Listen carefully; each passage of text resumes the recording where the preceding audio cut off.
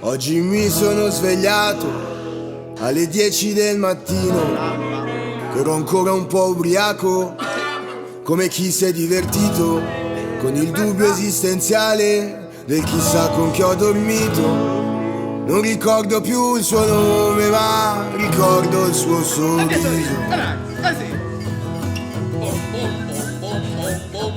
Passo dal divano al letto, poi dal letto al divano, e per ammazzare il tempo mangio frutta da sdraiato, che alla fine non sono altro che un depresso fortunato, con la voce per cantare un pugno di parole in mano.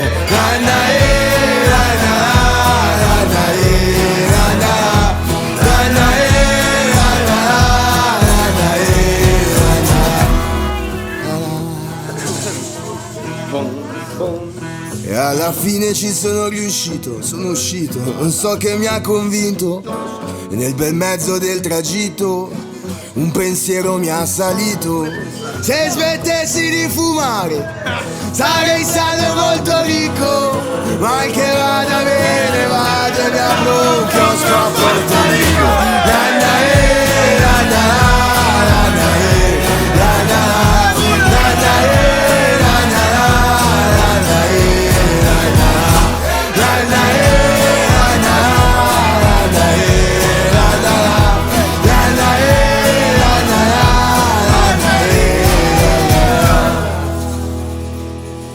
Se volessi potrei levarmi ai per uranio, ballare il ritmo peruviano, tenere in mano un'altra mano fino a prendere sonno su una sdraio. Farei una festa per traguardo, sarebbe festa tutto l'anno. Insomma, voglio dire, perderebbe il senso che le feste hanno. Tutta la rabbia che non vendico, tutte le notti che dimentico,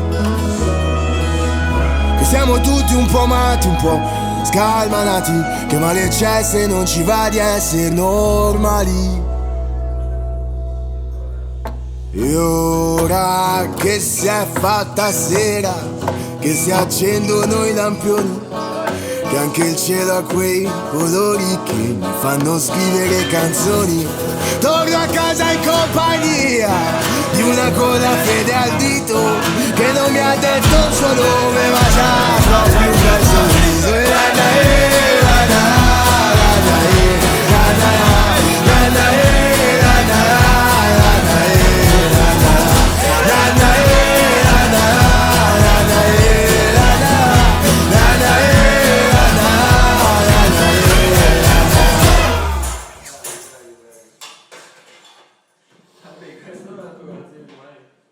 Una merda sta